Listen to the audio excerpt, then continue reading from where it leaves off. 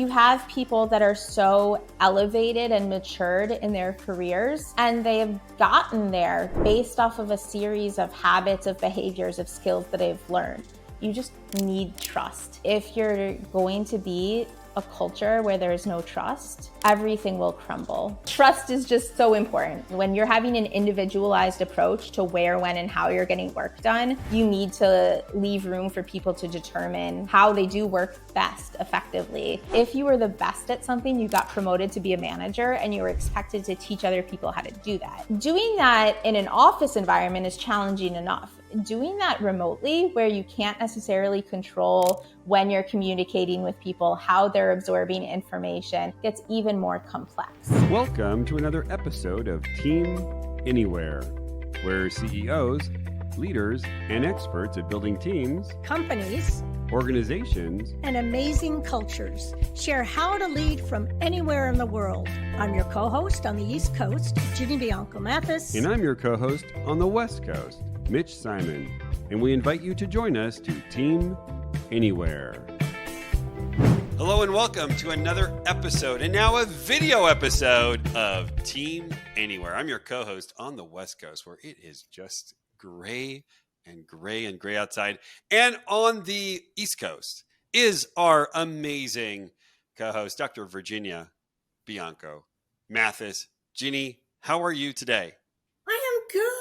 I am good. Great day here on the East Coast too. So something's going on. All right, cool. Well, we've got our guest is on the definitely across the pond, but we won't tell you where, because I think she wants to not let anybody know. But here we go. According to Monster.com's 2023 Work Watch Report, 30% of employers have changed their minds about adopting virtual hybrid work models.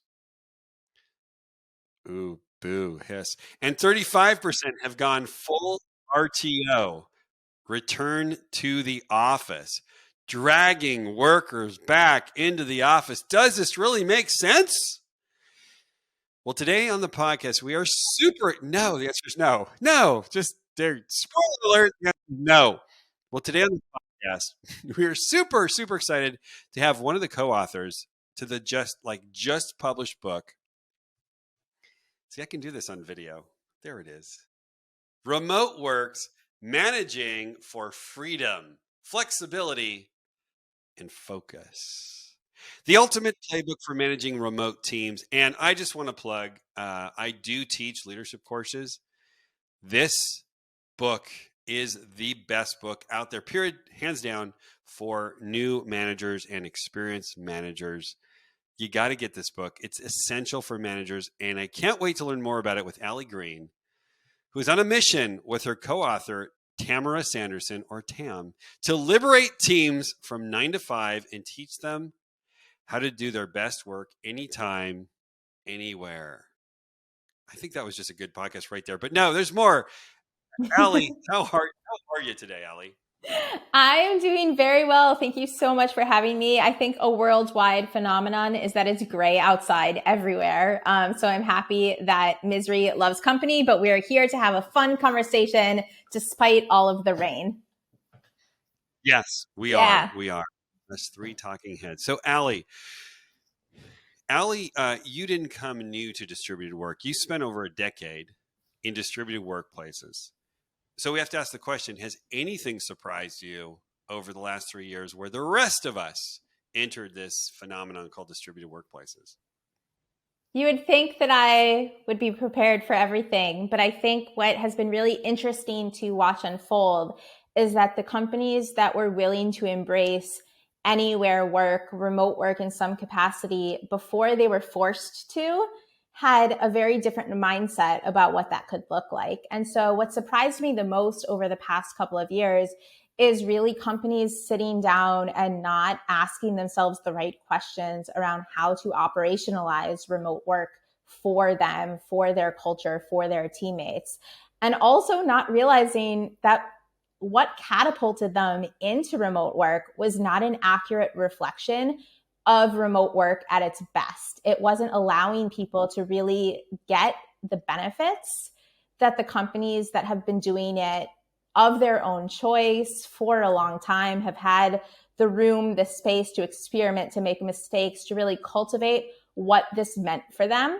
And now we're in a situation today, what really, it surprises me and it doesn't surprise me because, you have to sell media, but that the media is sitting here now pitting two sides of people against each other. Even the word you used when you were introducing this, dragging people back to an office, it's employers versus employees instead of one company working towards a shared mission and goal and trying to figure out how to do that in the best work environment possible, even if that is no longer a workplace. So those are all of the surprises that I've had the past couple of years. Yeah, that's so well stated. And yes, we would love to hear employers enticing, attracting, tempting, provoking their workers to come back. But I don't see that too much. I see it very, very rarely. Can you tell us about your background, how you met your co-author, Tam Sanderson, and why you both decided you had to write this book?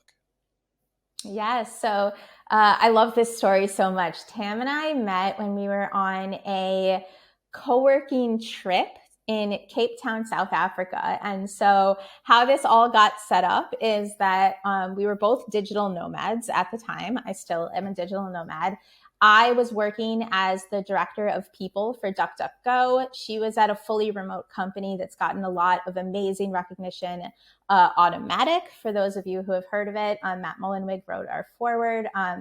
And we had two not co-authors. Now I'm just thinking of ourselves. We had two coworkers that were married to each other. So everyone talks about remote workers are super isolated. There's no community. My coworker found out that I was going to Cape Town and probably went home and talked about it with his wife and then was like, wait, this girl Tam is going to Cape Town. I think you're both going to be working at the same co-working space.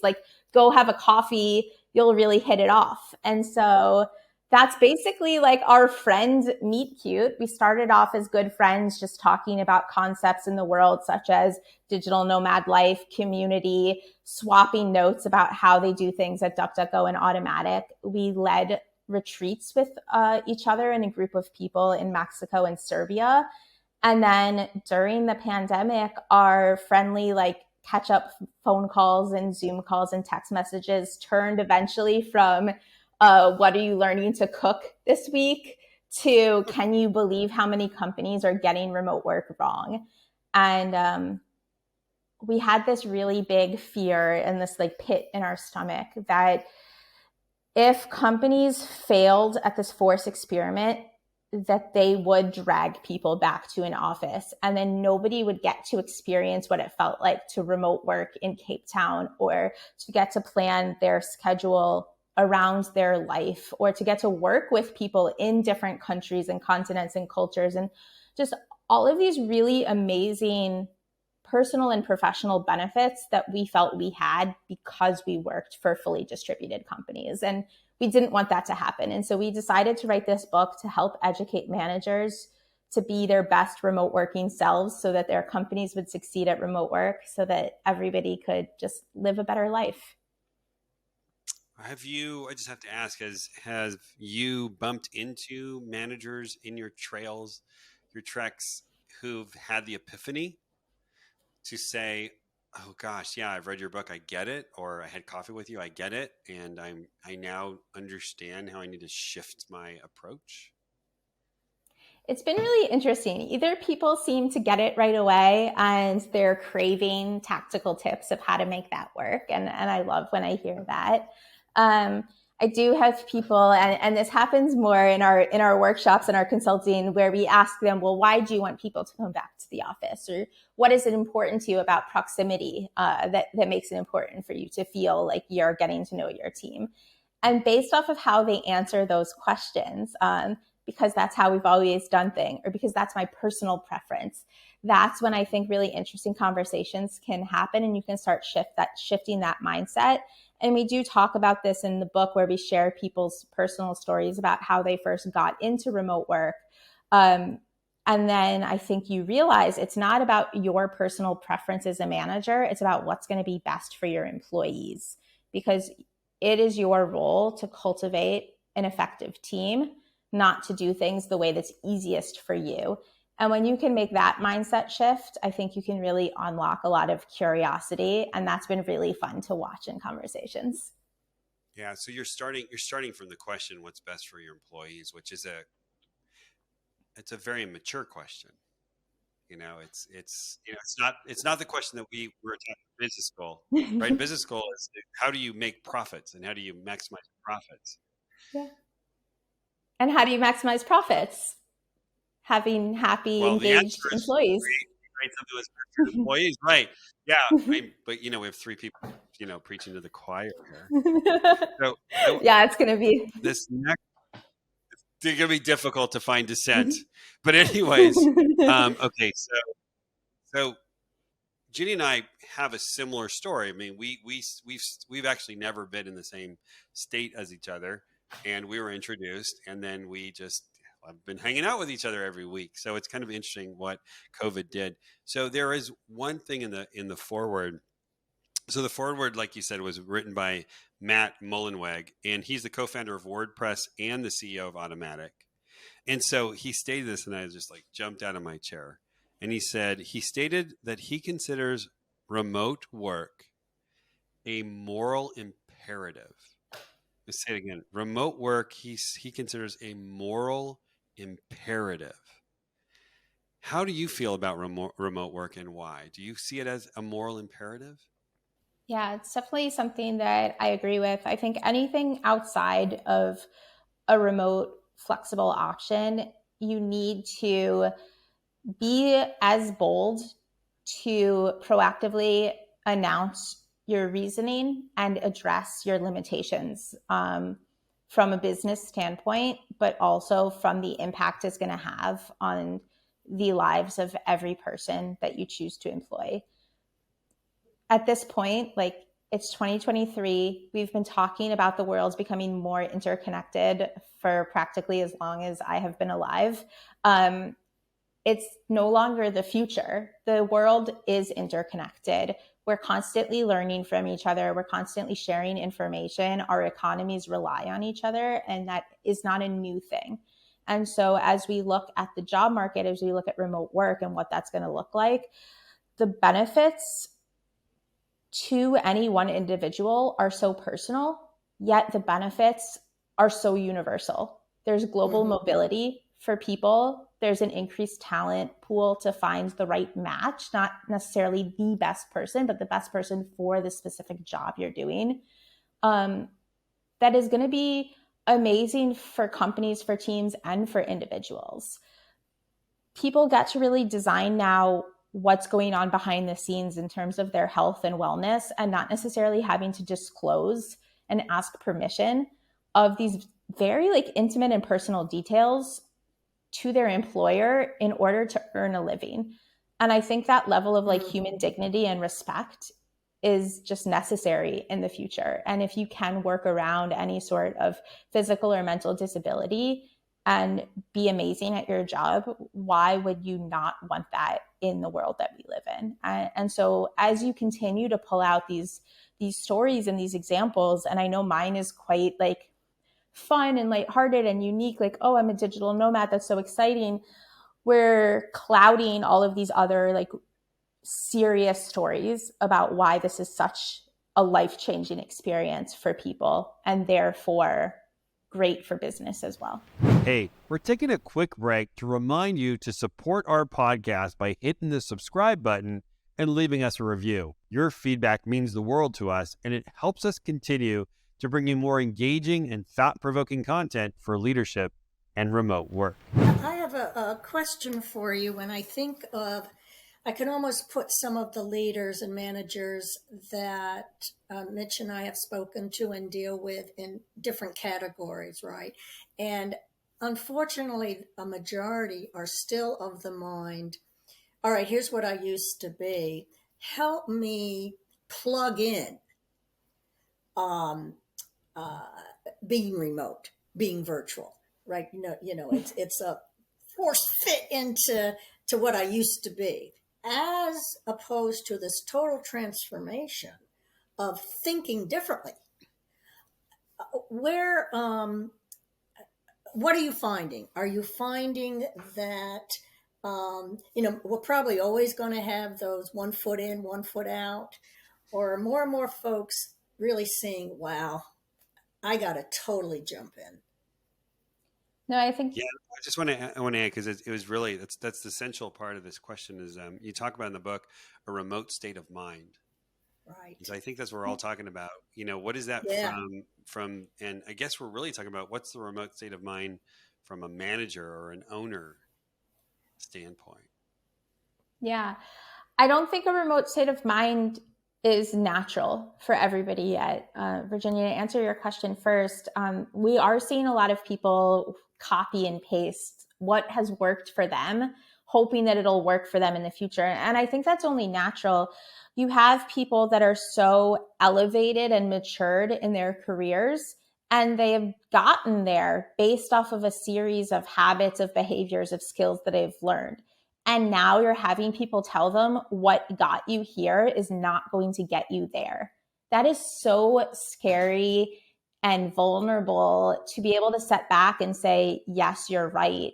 I can no longer rely on everything that I've done in the past to continue to be successful. I need to put myself in an area where I might feel discomfort. I might have to face some of my own professional weaknesses. I might have to learn new things for the first time in a long time. I can't just go in and be the best and be the expert in the room. And that's incredibly scary. So I do think we need to give grace to people that are in that situation and are dealing with that either internal conflict or conflict within their organization of this push and pull of how are we navigating what people are calling the future of work, and this tension between, do we go back to our old habits because they worked for us, or do we continue to push forward and re-innovate?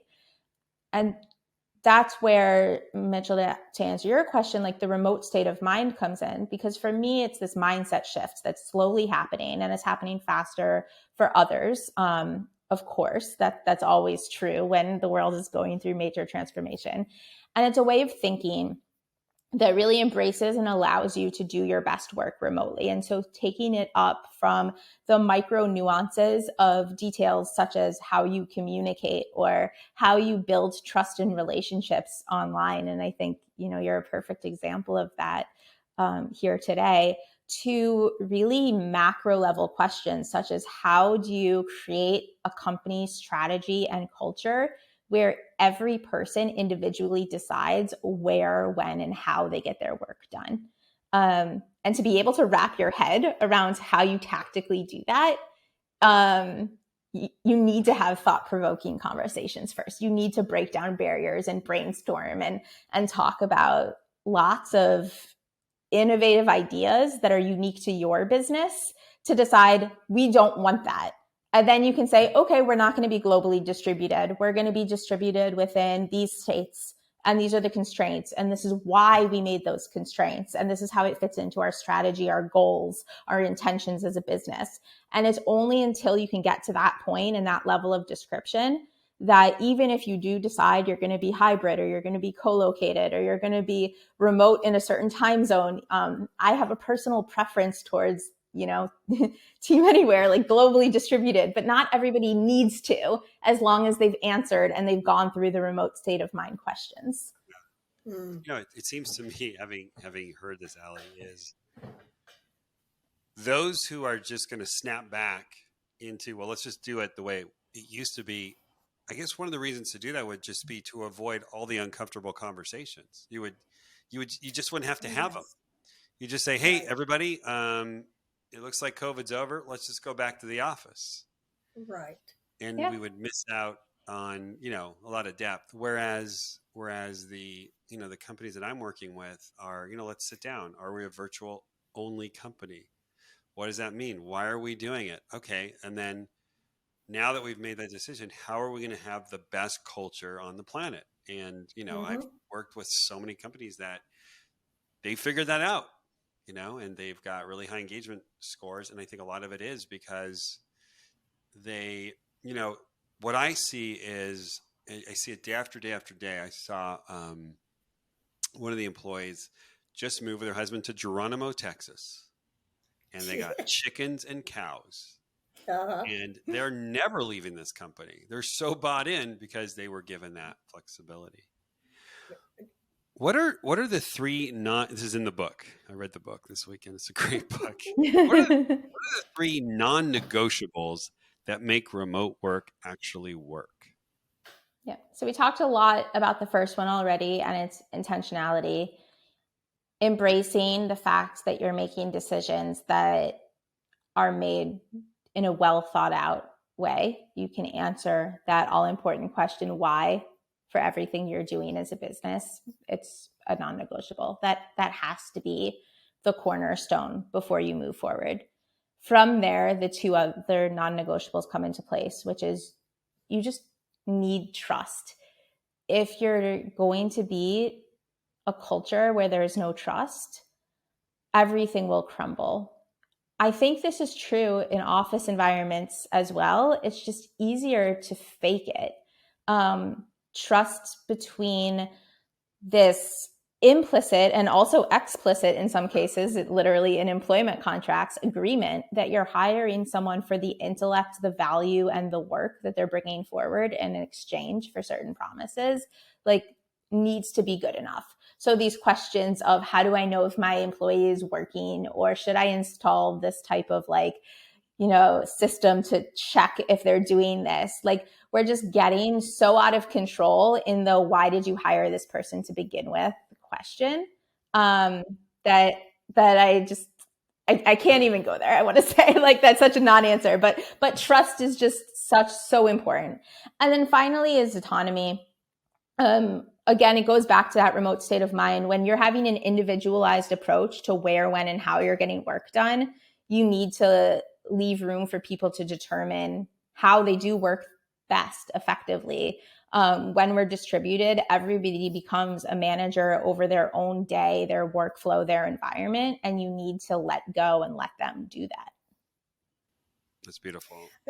One question to piggyback on that is, I have also found if they're committed and they've decided to be, that doesn't mean it happens overnight, because of all that historical baggage that you mentioned, and building in that generosity within the organization to let it,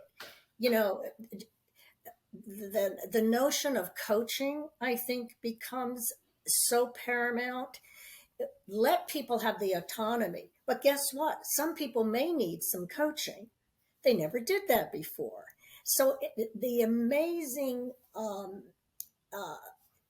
evolution that each leader, each person, as long as they're committed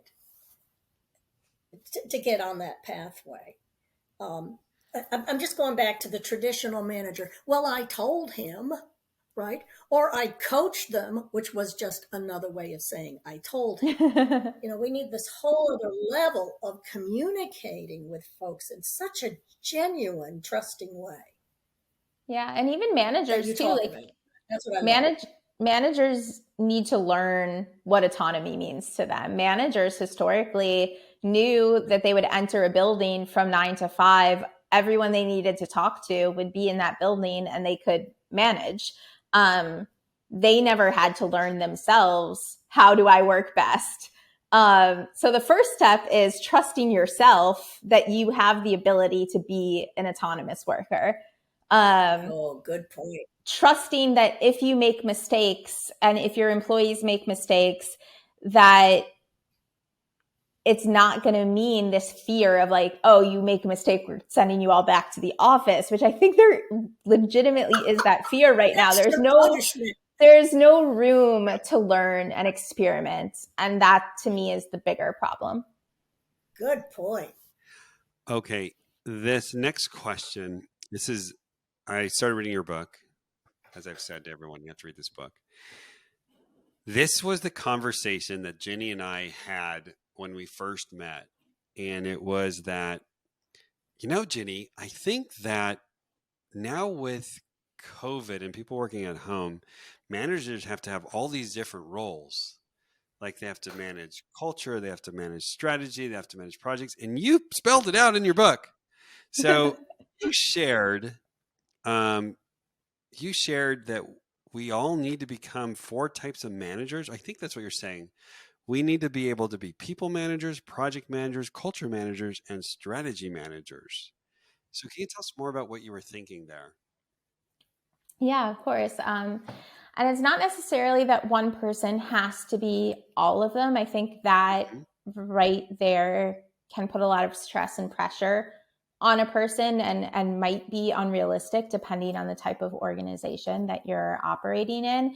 It's that if you actually break down the responsibilities of a manager, historically, we've looked at a manager as this complete package that encompass these 4 things, plus things like approving time off and doing performance reviews and all of these very transactional tasks. Well, in remote, for one, you can automate a lot of the transactional tasks leaning on technology the same way that you would in terms of documentation. So PTO, paid time off, can easily be implemented into a system based on a set of guidelines. The manager doesn't need to track that down. That allows them more space to grow into other roles. I also think that traditionally people have grown in their careers. If you were the best at something, you got promoted to be a manager and you were expected to teach other people how to do that. And doing that in an office environment is challenging enough. Doing that remotely, where you can't necessarily control when you're communicating with people, how they're absorbing information, how you're teaching that information to them using all of these distributed systems, gets even more complex. So these 4 ways of management and these roles you play, you could have one or you could have all 4. And I think it's important to think about what makes sense in your organization, being that the people management side of things is really how are you offering feedback to someone, mentoring them, seeing them grow towards their career goals, and setting them up for success in your organization. I think that's the most traditional viewpoint we have. A project manager, being that more tactical, hands-on, are you someone who knows how to set milestones? Do you know how to think of contingency plans? Are you aware of what stakeholders are? I would argue in remote, everybody becomes a project manager, at least over their own day. So that right there, that's a skill set nobody's learning right now. You don't enter a company and learn project management skills. Historically, project managers learned project management skills. Right.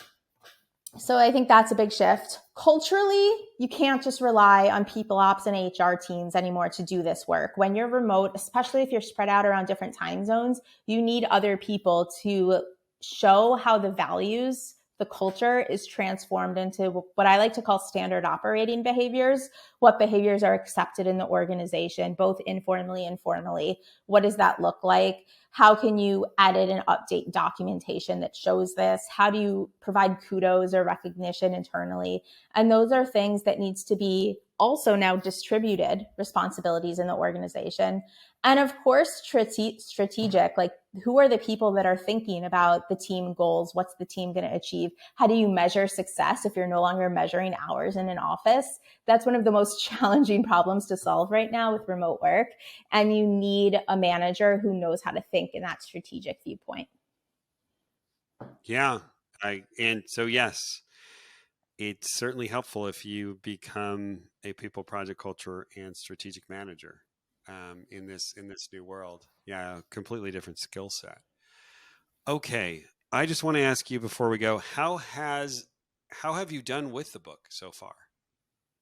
Yeah, it's been really fun and just like such a great experience to see people read it and then like some of the points that were our intention for writing the book became the points that we were the most nervous about, became the points that people give us the most sort of like applause for. And so besides our intention of writing the book to promote remote work, to help leaders build these skill sets, in a very personal way, I've always felt that when I was reading a business book, I had to sit there and be very serious. And it almost felt sometimes like there's amazing lessons out there in the business world. I studied business in university. I could soak up the knowledge all day, but I couldn't soak it up necessarily by reading a book. I'm a lighthearted person. I love a good pun. You can see a few of those in the book. And I sat back when Tam and I were writing this book, and we were like, why is nobody talking to us as the future leaders of business in our own language?